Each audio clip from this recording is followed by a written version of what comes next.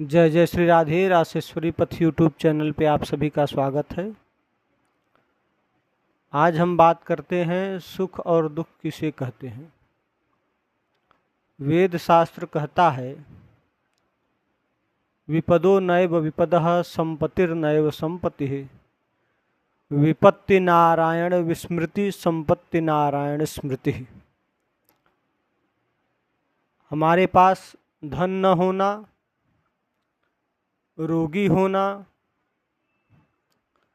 बच्चों का हमारा बात न सुनना, परिवार में कलह क्लेश होना, व्यापार न चलना, यह सब दुख नहीं है। यह तो व्यक्ति का प्रारब्ध है। जो जैसा कर्म किया है उसके हिसाब से उसको मिल रहा है। तो विपत्ति क्या है? विपत्ति नारायण विस्मृति। जो क्षण जो पल हमारा भगवान के स्मरण के बगैर बीत जाए वही सबसे बड़ी विपत्ति का समय है। और संपत्ति क्या है? धन, ऐश्वर्य, स्वास्थ्य, पुत्र पौत्रादि, मान सम्मान, पद प्रतिष्ठा, ये सब प्राप्त होना संपत्ति नहीं है। यह भी हमारे कर्मों के अनुसार हमें प्राप्त होगी। संपत्ति क्या है? भगवान के नाम का स्मरण हमेशा रहे, हमेशा चलता रहे, उसी को वेद शास्त्र संपत्ति कहता है। गोस्वामी तुलसीदास जी ने भी कहा है हनुमान जी के माध्यम से कि कह हनुमंत विपत्ति प्रभु सोई, जब तब सुमिरन भजन न होई। हनुमान जी कहते हैं प्रभु श्री राम से कि प्रभु विपत्ति का समय तो वह है जिस समय मैं आपको भूलूं। मेरी संपत्ति तो आप ही हैं। तो भगवान के नाम और भगवान को जो संपत्ति मानकर जीव भगवान की चरण शरण में रहता है वही इस भवसागर से पार हो जाएगा। आप धन कमाने के लिए, शिक्षा ग्रहण करने के लिए,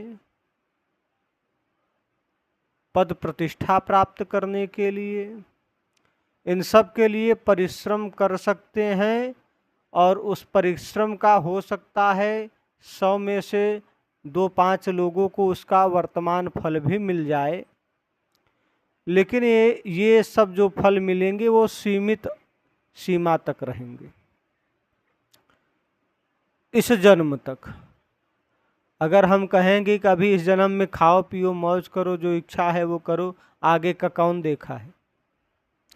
ये आगे का कौन देखा है, ये कहने वाले ही इस समय ऐसे स्थानों पे उत्पन्न हुए हैं जो कोढ़ी, रोगी, अंधे, बहरे, लूले, लंगड़े भिक्षा मांगते हैं तो भोजन पाते हैं। भिक्षा मांगने की भी नौकरी करनी पड़ रही है। छोटे छोटे बच्चों से भिक्षा मांगवाया जा रहा है और शाम को मालिक आता है, थप्पड़ लगा के सारे पैसे खींच लेता है। तो ये सब जो चीज़ें हमें प्राप्त होंगी वो हमारे प्रारब्ध से प्राप्त होंगी। अच्छा कर्म करें, अच्छा कर्म करके अपने प्रारब्ध को श्रेष्ठ बनाएं, अच्छा बनाएं। हमेशा जो व्यक्ति यह कहता रहता रे अभी को देखो, चारुवाक कहते थे कि यावत जीवेत सुखम जीवेत ऋणम कृत्वा घृतम पीवेत, कि जब तक जिंदा हो ऋण लेके घी पियो, मरने के बाद कौन देखता है? महाराज, मरने के बाद भी व्यक्ति अपने कर्मों से नहीं छूट सकता। भीष्म पितामह को बाणों की सैया पर पड़ा देखकर भगवान श्री कृष्ण जब उनके पास गए तो भीष्म पितामह ने कहा कि हे वासुदेव, मुझे इच्छा मृत्यु का वरदान है, लेकिन मैं इस अवस्था में कैसे पहुंच गया यह मैं नहीं जान पाया। इस जन्म का तो मेरा पाप है ही, द्रौपदी का चीरहरण इत्यादि मैं अपने आँखों के सामने होने दिया और अन्याय होने दिए, लेकिन महाराज इस इतने दृश्यमान कर्मों का इतना भयानक परिणाम, और मुझे इच्छा मृत्यु है फिर भी मेरी पता नहीं इच्छा ही नहीं हो रही है मरने की। तो ये जो मैं भोग रहा हूँ किस जन्म का भोग रहा हूँ। भगवान श्याम सुंदर ने कहा कि ये तुम्हारे पूर्व जन्म का प्रारब्ध है। भीष्म पितामह ने कहा नहीं, पूर्व जन्म का नहीं है, मैं 99 जन्मों के पूर्व जाकर अभी देख के आया हूँ, 99 जन्म से मैं कुछ गलत काम नहीं किया। भगवान श्याम सुंदर मुस्कुराए, बोले एक जन्म और पीछे जाओ। जब भीष्म पितामह एक जन्म और पूर्व जाते हैं, 100वें जन्म में जाते हैं अपने पीछे, तब वो देखते हैं कि वे शिकार खेलने गए थे और रास्ते में एक मरा सर्प था। उस मरे हुए सर्प को अपनी बाण की नोक से उठा के बबूल के वृक्ष पर फेंक दिया था। उस बबूल के वृक्ष के जितने कांटे उस मरे हुए सर्प को चुभे, उतने ही बाण भीष्म जिंदा थे उनको उनके शरीर में चुभे लगे। तो इसलिए जो सज्जन पुरुष, ज्ञानी पुरुष मनुष्य योनि में उत्पन्न हुए हैं, उनको यह सदैव ध्यान रखना चाहिए कि मेरे द्वारा क्या अच्छा कर्म हो रहा है, क्या बुरा हो रहा है। कभी भी अच्छा बनने के लिए अगर आप गलत कर्म करेंगे तो उसका परिणाम गलत ही प्राप्त होगा आपको। और कभी आप अच्छा कर्म किए, आपकी तब भी समाज में बुराई हुई, लोग बुरा भला बोले, तो धैर्य रखिए, लोग आपको फल नहीं देंगे, फल तो भगवान देने वाले हैं। तो लोगों को दिखाने के लिए कभी भी अच्छा कर्म करने की आवश्यकता नहीं है। जो वेद शास्त्र सम्मत कर्म है उस कर्म को करो। जैसे जीवों पे दया करो। जीवों पे दया कब तक करना है? जब तक वो जीव तुम्हें कष्ट न दे, तब तक तो दया करो। और वही जीव अगर तुम्हें ही खा जाना चाहे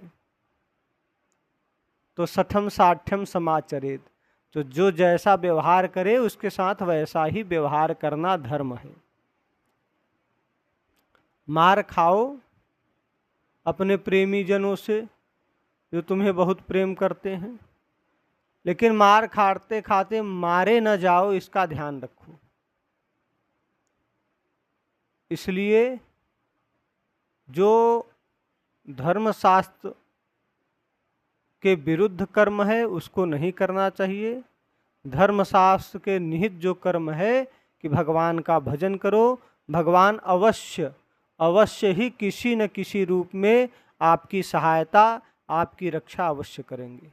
मान लो मैंने जीवन भर सत्कर्म किया, फिर भी मुझे कुछ नहीं प्राप्त हुआ, कोई बात नहीं, नहीं प्राप्त हुआ तो मेरा संचित है, वो मुझे अवश्य कभी न कभी प्राप्त होगा।